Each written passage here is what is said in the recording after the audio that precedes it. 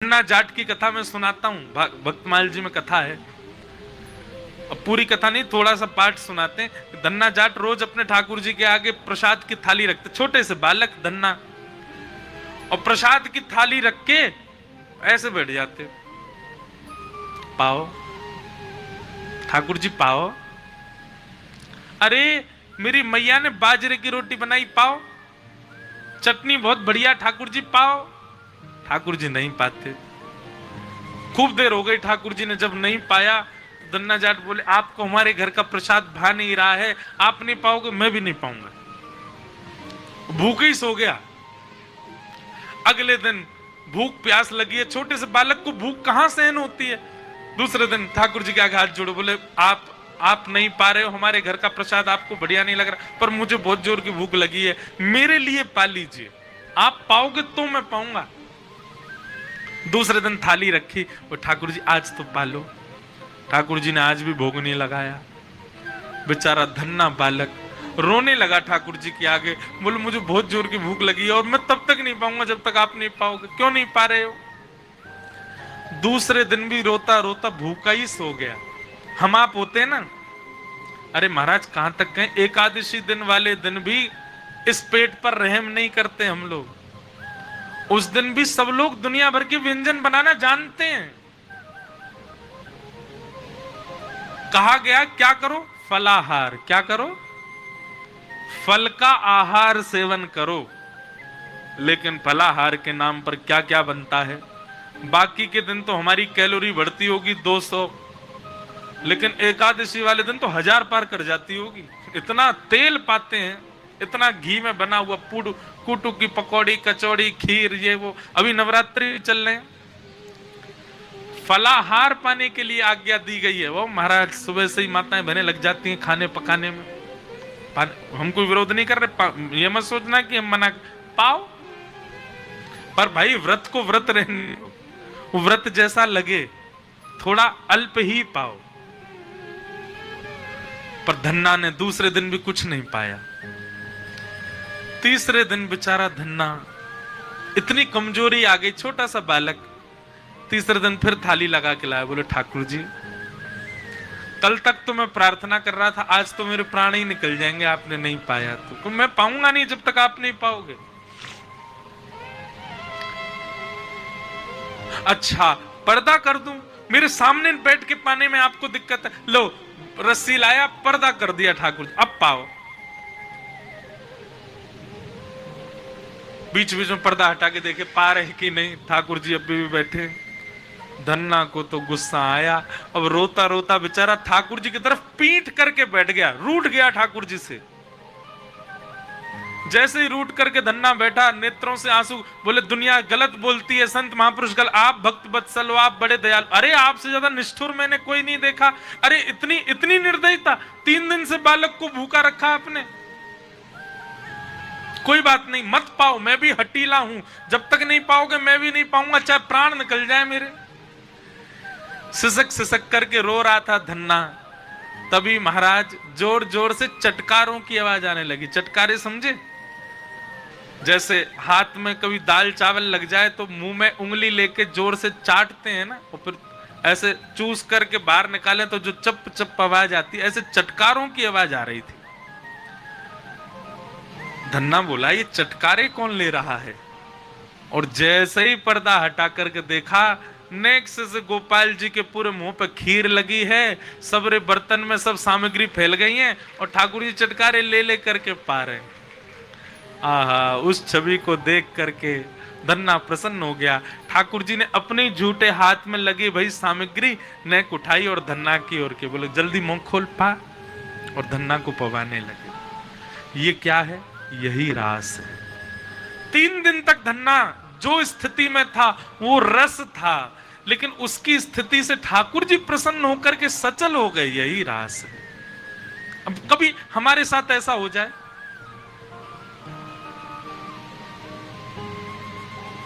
सोच समझ करके मत करना इस क्रिया को। अब कथा में सुन गए तो पीछे पड़ जाओ अपने ठाकुर जी के। धन्ना के यहां पाए थे, हमारे यहां भी पाओ। धन्ना तो बेचारा सरल था, सहज था, सीधा था। बहुत कथाएं दो सखियों की कथा है, उन्होंने ठाकुर जी ऐसे लड्डू गोपाल ऐसे बैठे रहते हैं ना, ठाकुर जी को देख करके मन में सोचा बेचारे इनके हाथ पांव दर्द रह गए होंगे। उनने घी लिया और लेके ठाकुर जी के हाथ पांव बोले सीधे कर लो ठाकुर जी, आपके हाथ पांव थक गए होंगे। इतने भाव से, अब उनको पता नहीं है कि ठाकुर जी ऐसे ही रहते हैं। उनके मन में ऐसा भाव आया, महाराज जी ठाकुर जी के हाथ पांव में ऐसी मालिश करी, ठाकुर जी सीधे खड़े हो गए, हाथ पांव सब सीधे हो गए। जिनके ठाकुर जी थे वो देख करके बेहोश हो गए, बोले मेरे ठाकुर जी सीधे कैसे हो गए। भाव, इसी को रास कहते हैं। तो जब तक आप प्रस्तुत कर रहे हो और ठाकुर जी देख रहे हैं वो रस है, लेकिन जब तक जिस दिन आपने प्रस्तुत किया और ठाकुर जी ने स्वीकार कर लिया वही रास है, इसको रास कहते हैं। और सुनिए, जब तक रस होता है तब तक भाव उमड़ता है, लेकिन जिस दिन रास होता है ना उस दिन तो नृत्य ही होता है, उस दिन तो नाचोगे ही आप। जिस दिन रास हो जाएगा उस दिन बैठे थोड़ी रहोगे। महाराज थाली धर के आए मंदिर में, ठाकुर जी के आगे भोग लगाओ, ठाकुर जी कपाट बंद करके बाहर आ गए, थोड़ी देर में जाकर के देखी तो सबरी थाली चट कर गए ठाकुर जी। और ठाकुर जी के मुखमंडल पे प्रसाद और लगो है, क्या होगा? पहले तो रुदन होगा, उसके बाद मन में ये भाव आएगा, ठंडे पड़ जाएंगे महाराज, और जैसे तैसे जब संभलेंगे तो फिर क्या होगा? फिर नृत्य ही होगा, फिर नाचने का ही मन करेगा। गोपियों को इतने सहज हो गए ठाकुर जी, गोपियां नाचेंगी नहीं? अरे उनके गले में गलवैया डाल रहे हैं, उनकी गोद में बैठ रहे हैं, उनके चरण दबा रहे हैं, उनके मुख पकड़ रहे हैं, तो गोपियां प्रसन्नता में क्या करें? इसलिए रास में नृत्य हुआ, बाकी नृत्य का मतलब रास नहीं।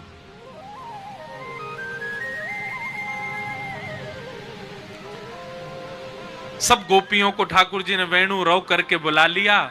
सब गोपियां अर्धरात्रि में आ गईं, भगवान के सामने आकर के खड़ी हो गईं। हजारों लाखों गोपियों को देख करके ठाकुर जी ने सबसे पूछा अपने आने का कारण बताओ।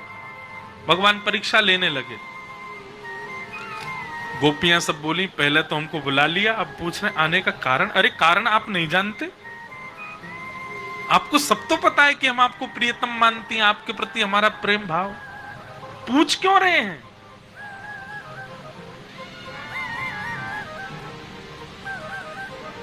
ठाकुर जी का गोपियों का बड़ा मधुर संवाद है यहाँ पर वह हुआ। अंत तो गत्वा गोपियां सब कहने लगी नाथ आप चाहते क्या हो ये बताओ। भगवान बोले हम तो ये चाहते हैं तुम वापस अपने घर जाओ, अपने पतियों की सेवा करो, बच्चों के संग आनंद करो, अपने परिवार का ध्यान रखो। ये इतनी रात्रि में एक छोटे से बालक के पीछे इतनी दूर आ जाना ये अच्छी बात नहीं, चलो जाओ वापस। गोपियां सामने खड़ी खड़ी बोली देखिए हमारा प्रेम ऐसा, हम चली जाएंगी पर हमारी एक वस्तु आपके पास है वो हमें वापस करो। ठाकुर जी बोले क्या है मेरे पास? गोपियां कहती हैं हमारा चित्त आपके पास है, हमारा मन आपके पास है, वो दे दीजिए। चित्तम सुखेन भवता पहितम ग्रहेषु यन्निर्विशस्त्यतु करावपि ग्रह्य कृत्ये पादौ पदम न चलतस्तव पादमूलात् यामः कथम भ्रजमतो करवाम किंबा। नाथ संसार में कोई भी व्यक्ति कोई भी क्रिया करता है उसमें चित्त का लगना बहुत जरूरी होता है। हम संसार में कुछ नहीं कर पाएंगे, क्यों? क्योंकि चित्त आप में लगा हुआ है, चित्त आपके पास है, मन तो आपने रख लिया है। हम कैसे जाएं बिना मन के? हमारा मन वापस दे दो हम चली जाएंगे। इस बात से ठाकुर जी रीझ गए। गोपियों ने वो कह दिया जो ठाकुर जी सुनना चाहते थे। क्या? हमारा मन आपके पास, हमारा मन आप में लग गया है। सर्वधर्मान परित्यज्य, गीता में भगवान कहते हैं, प्रसिद्ध श्लोक है, माम एकम शरणम ब्रज। ठाकुर जी कहते हैं सब छोड़ मेरी शरण में आ जा। हमसे वही नहीं होता, सब छूटता नहीं है हमसे, हम सब पकड़ के ठाकुर जी के पास जाते हैं। लेकिन गोपियां तो आज कह रही हैं कि हम सब छोड़ के आ गई हैं नाथ आपकी शरण में। क्यों? क्योंकि मन आपके पास है। हमारा मन वापस दे दो, हमारे चित्त में, हमारे नेत्रों में, हमारे ध्यान में आप कभी मत आना, हम चली जाएंगी वापस। गोपियों का ये निष्काम स्वच्छंद प्रेम जान करके ठाकुर जी खड़े हो गए और बोले, अरे गोपियों, मैं तो तुम्हारी परीक्षा ले रहा हूं और मुझको तो पता चल गई तुम्हारा तो प्रेम सांचो है मेरे प्रति। आओ चलो हम रास बिहार करें। सब गोपियों को घेर करके ठाकुर जी उनके साथ रास बिहार करने लगे।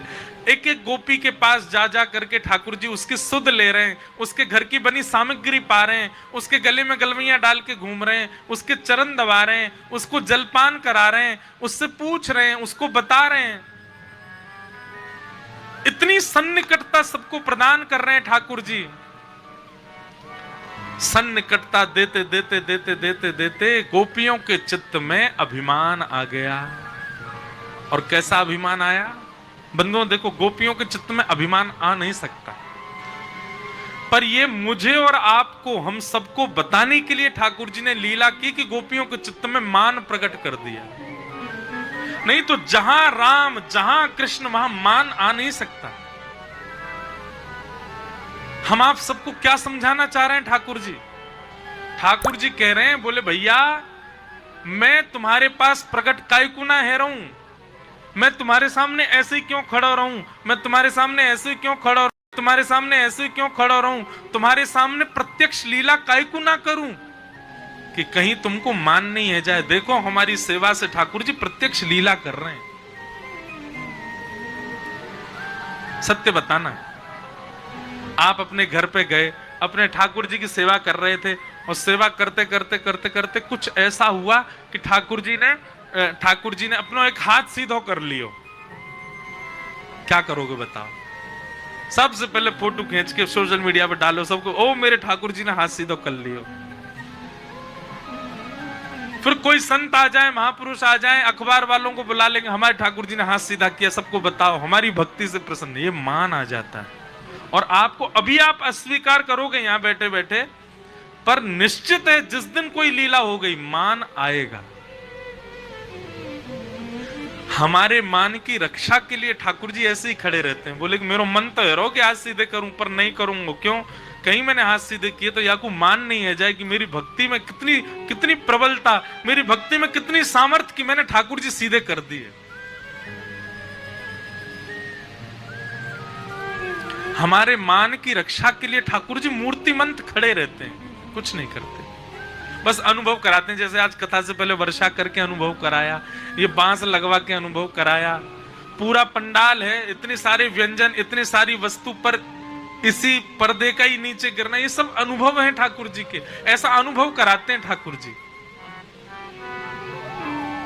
प्रत्यक्ष लीला कर दी तो कहीं हमको मान ना हो जाए। गोपियों के चित्त में अभिमान हो गया कि हम त्रिभुवन सुंदरी हैं, इसीलिए हमारे रूप पर त्रिभुवन सुंदर श्री कृष्ण मोहित हो गए। भगवान बोले, अच्छा पूतना नहीं देखी थी क्या तुम लोगों ने? वो तो बहुत सुंदर बन के आई थी, तब भी तुम्हारा चित्त नहीं समझा कि मुझे सुंदरता नहीं रिझा सकती? मान करती हो अपने ऊपर। गोपियों के मान को देख करके ठाकुर जी वहां से अंतर ध्यान हो। बंधुओं एक बात सुनिएगा, भजन में कभी विक्षेप आवे, कैसा विक्षेप? आप माला कर रहे हैं और माला करते करते करते करते वो दिखाई दे गया जो नहीं दिखना चाहिए, ये विक्षेप है। आप सेवा करते हैं पर सेवा में आज इतनी व्यस्तता आ गई कि सेवा ही नहीं कर पाए, ये विक्षेप है। आप वृंदावन तो गए पर वृंदावन में जाके बिहारी जी, राधा रमण, राधा वल्लभ जी के दर्शन करके वह भाव नहीं आया जो पहले आता था, ये विक्षेप है। और ये विक्षेप कब आता है पता है? कभी ना कभी आपने मान तो किया है, कभी ना कभी अभिमान तो आया है। अभिमान आते ही भजन घटता है, अभिमान आते ही आपका भजन छूटता है, इसलिए मान रहित रहो। बंधुओं, भजन बढ़ेगा तो मान घटेगा, और मान बढ़ेगा तो भजन घटेगा। इसी से ही आप पैरामीटर लगा लिया कीजिए। अगर आपका भजन बढ़ रहा है, नित्य प्रति और ज्यादा भजन, और ज्यादा भक्ति, और ज्यादा कथा के प्रति भावना बढ़ रही है, तो इसका मतलब है कि आपका मान घट रहा है। लेकिन किंचित भी मान बढ़ता होगा तो आपका भजन छूटेगा। संतों को देख करके पहले मन में भाव आता था इनको प्रणाम करें, पर अब संतों को देख के आता है ये तो ऐसे इतने विशेष नहीं है कि इनको प्रणाम करें। समझना आपके अंदर मान है। ये सब अनुभव करने के तरीके हैं कि मान है कि नहीं। मान मत करो, कभी किसी बात का मान नहीं। गोपियों को मान हुआ, ठाकुर जी अंतर ध्यान हो गए। गोपियां ढूंढ रही हैं, अबला नारी, रात्रि का समय, सब जगह खोजा, ठाकुर जी नहीं मिले। तब यमुना के तट पर किशोरी जी को देखा, दौड़ गई, उनके चरणों में जाकर के बैठ गई और किशोरी जी से प्रार्थना करने लगी। सब गोपियों ने किशोरी जी के चरणों में प्रार्थना की, हे श्यामा जी आप अनुग्रह करो। ठाकुर जी किशोरी जी की कृपा से ही मिलेंगे भैया, और कोई में सामर्थ्य ना है या त्रिभुवन नायक को आपको मिलावे को। गोपियों ने गोपी गीत गाया, जयति तेधिकम जन्मना ब्रजः श्रयतन्दिरा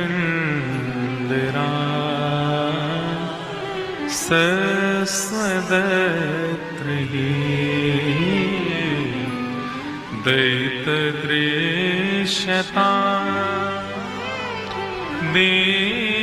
दीक्षुतावक स्त्वैभृतासव स्वां विचिन्वते शरदुदासे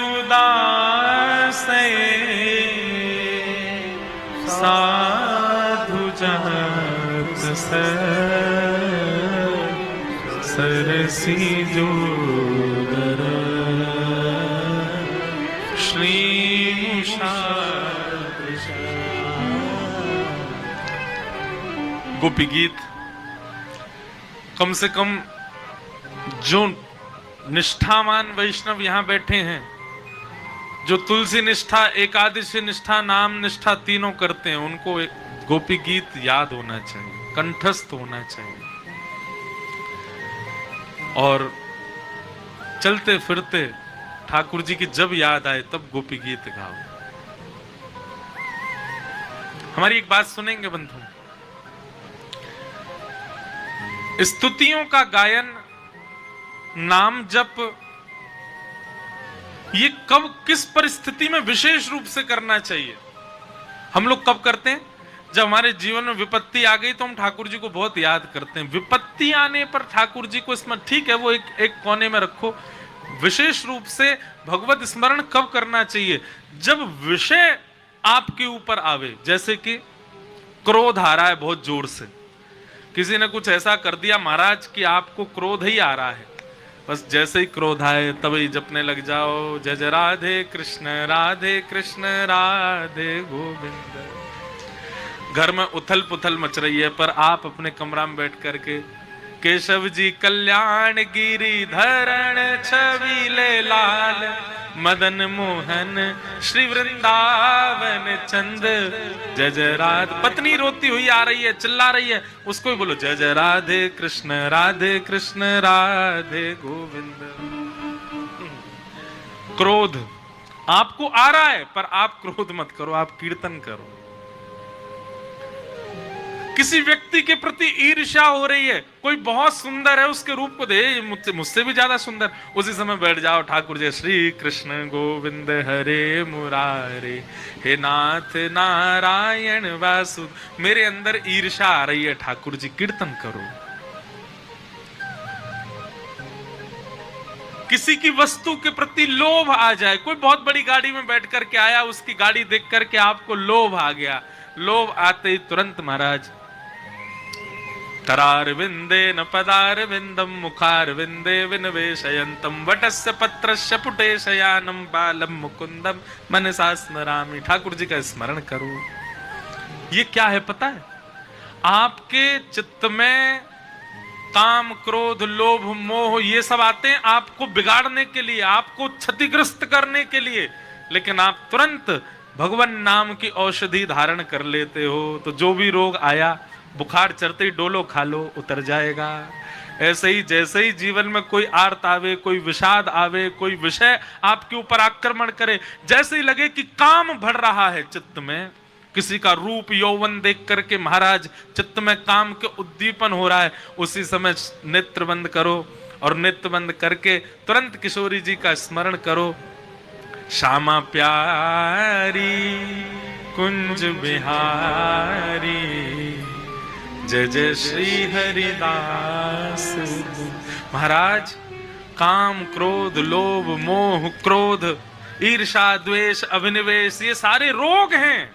इनकी औषधि भगवान नाम है, पर हम रोग आने पर औषधि नहीं ले रहे, तो फिर रोग तो चढ़ेगा ना, रोग तो अपना असर दिखाएगा।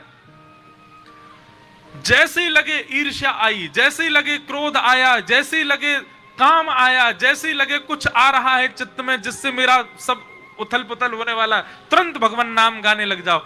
इसका पता परिणाम क्या होगा? कुछ दिनों के बाद ये सब आपके ऊपर आने से डरेंगे। काम बोलेगा मैं इस पर कैसे जाऊं, जैसे ही जाऊंगा सुई गाने लग जाएगा, श्यामा प्यारी। अरे भाई, काम जब सवार हो तब तो वैश्याओं का चिंतन होना चाहिए, तब तो नर्तकियों का चिंतन होना चाहिए, तब तो रूप यौवन का चिंतन होना चाहिए। पर काम आने पर आप कुंज बिहारी श्री हरिदास करोगे, श्यामा प्यारी को चिंतन करोगे तो काम भागेगा नहीं। क्रोध आने पर आपका ताम्रवर्ण हो जाना चाहिए, आंखें लाल, हाथ मुट्ठियां बंद गई, महाराज किसको फोड़ दें, किसको फाड़ दें, किसका क्या कर दें हम। पर उसी समय आप ठाकुर जी का चिंतन करने लग जाओगे तो क्रोध कहेगा भैया मैं आया था इसको उत्तेजित करने, मैं आया था इसको ताम्रवर्ण का करने, पर ये तो नाम का पानी डाल रहा है अपने ऊपर, कैसे आऊं।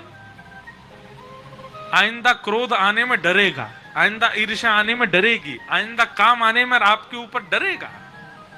तो नाम जब कब करो, भगवत स्मृति कब करो? जब आपको लगे कि विषाद संसार का आपके ऊपर आक्रमण कर रहा है, तभी नाम जप करने लग जाओ। समझ में आई बात?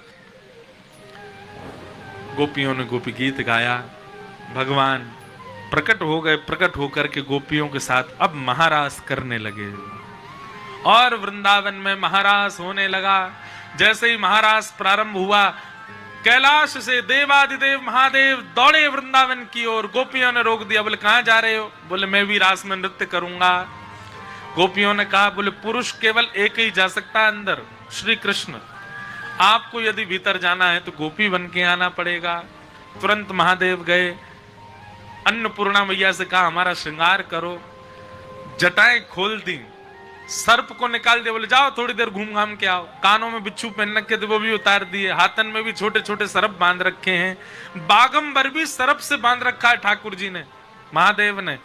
सारे वस्त्र बदल दिए, लहंगा पहना दिया, सुंदर चुनरी उड़ा दी, आंखन में काजल लगा दी, होटल में लालिमा लगा दी, गले में हार पहना दिए, केश खोल करके सुंदर गोपी बना दी। बोलो गोपेश्वर महादेव की जय। अब बात दूसरी सुनो। गोपी का मतलब गोपी जैसा श्रृंगार धारण करना नहीं होता। गोपी का मतलब गोपी जैसा भाव धारण करो। इसके विस्तार में मैं गया नहीं हूं। ललिता जी ने महादेव को यमुना जी के तट पर बैठ करके प्रेम बताया। जब महादेव ऐसे हो गए कि रोम रोम कृष्ण कृष्ण भजने लगा, महादेव देवादिदेव शंकर भगवान के रोम रोम से कृष्ण, कृष्ण मन कृष्ण तन, कृष्ण ही हमारो धन। जब ऐसी स्थिति हो गई, ललिता जी बोली अब आप गोपी बन गए हो। जिसका भोजन भी श्री कृष्ण है, जिसके दर्शन भी श्री कृष्ण है, जिसको सुनना भी श्री कृष्ण को, जिसको स्पर्श भी श्री कृष्ण का, जिसका सर्वांगीण श्री कृष्ण है, वही गोपी है। और अब आप गोपी बन गए हो। तब उन्होंने श्रृंगार गोपी का किया और महादेव महारास में पधारे। महादेव को देख के ब्रह्मा जी भी गोपी बन के आए, 4 मुख वाली गोपी भी आई है, सूर्य भी गोपी बन के आए, चंद्र भी गोपी बन के आए, तारे भी गोपी बन के आए, सब गोपी बन बन करके आए। असंख्य गोपियां जब प्रकट हो गई, ठाकुर जी ने देखा इतनी गोपी, तो जितनी गोपी थी उतने ठाकुर जी भी प्रकट हो गए और तभी वृंदावन में महारास प्रारंभ हो गया। यहां जितनी गोपी बैठी हैं वो भी ये विचार करे कि श्याम सुंदर हमारी भुजा पकड़ के हमारे साथ भी नृत्य कर रहे हैं। अच्छा देखो, कथा सुनते सुनते ऐसा नहीं लगता कभी कभी व्यास जी मेरी बात ही कर रहे हैं मंच से।